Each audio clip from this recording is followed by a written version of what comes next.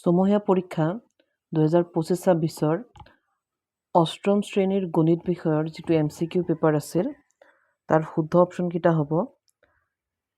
1 number প্ৰশ্নটোৰ শুদ্ধ উত্তৰটো হৈছে অপশ্যন চি। 2 নম্বৰ প্ৰশ্নটোৰ শুদ্ধ অপশ্যনটো হৈছে অপশ্যন ডি। 3 নম্বৰ প্ৰশ্নটোৰ শুদ্ধ অপশ্যনটো হৈছে অপশ্যন এ।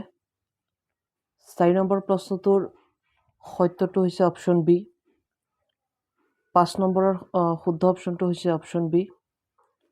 6 নম্বৰ যিটো প্ৰশ্ন আছিল ইয়াৰ শুদ্ধ অপশ্যনটো হৈছে অপশ্যন বি।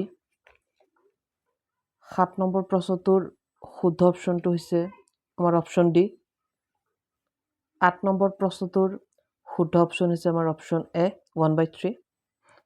9 নম্বৰ যিটো আছিল 9 নম্বৰ প্ৰশ্ন ইমানৰ মান হ'ব, এইটো হৈছে আমাৰ অপশ্যন বি। 10 নম্বৰ প্ৰশ্নটো যে 27 স্কোৱাৰ আৰু 28 স্কোৱাৰৰ মাজত কেইটা স্বাভাৱিক সংখ্যা আছে, ইয়াৰ উত্তৰ হ'ব অপশ্যন বি। 11 নম্বৰ প্ৰশ্নটোৰ শুদ্ধ অপশ্যনটো হৈছে আমাৰ অপশ্যন চি। ঠিক একেদৰে আমাৰ 12 নম্বৰ যিটো প্ৰশ্ন -216ৰ ঘনমূল কিমান, এই 4টা অপশ্যনৰ পৰা শুদ্ধ অপশ্যন হৈছে আমাৰ অপশ্যন এ। 13 নম্বৰ প্ৰশ্নটোৰ যে এটা সংখ্যাৰ একক স্থানত 1 থাকিলে সংখ্যাটোৰ ঘনৰ একক স্থানত থকা অংকটো কিমান হ'ব, এইটো হৈছে অপশ্যন বি। 14 নম্বৰ কুৱেশ্যনটোৰ শুদ্ধ অপশ্যন হৈছে অপশ্যন বি।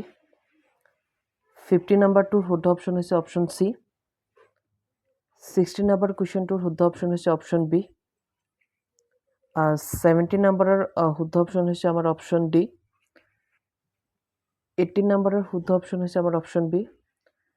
19 নম্বৰ প্ৰশ্নটোৰ শুদ্ধ অপশ্যন হৈছে আমাৰ অপশ্যন চি। 20 নম্বৰ প্ৰশ্নটোৰ শুদ্ধ অপশ্যন হৈছে আমাৰ অপশ্যন বি। আৰু এইকেইটা ইংৰাজীত দিয়া আছে, আমাৰ অসমীয়া মিডিয়ামৰ কাৰণে আমি এইটো 16 নহয়, আমি ইয়াৰ পৰা কৰিব লাগিব।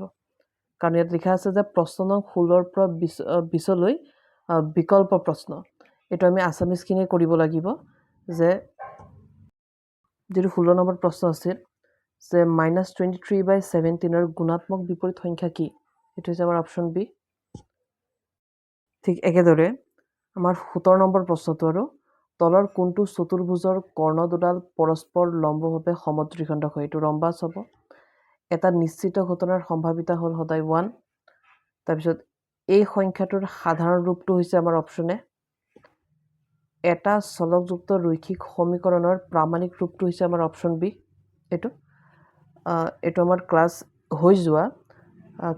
8ৰ গণিত বিষয়ৰ যিটো অসম জাতীয় বিদ্যালয়ৰ প্ৰশ্ন কাটিছিল তাৰে এইটো MCQ পেপাৰটো। ইয়াৰে 20টা প্ৰশ্ন আছিল MCQত, 25 মিনিট টাইম দিছিল। আৰু এই 20টা প্ৰশ্ন এইটো আমাৰ অসম জাতীয় বিদ্যালয় কাটিছিল। গতিকে ইয়াৰ গোটেইকেইটা আনচাৰ মই ইয়াত দেখাই দিছোঁ বাৰু। ইয়াৰ পিছৰ ভিডিঅ'ত বাৰু মই আনচাৰকেইটা মই কেনেকৈ হৈছে মই এইটো বাৰু অলপ বহলাই ভিডিঅ' এটা বনাম।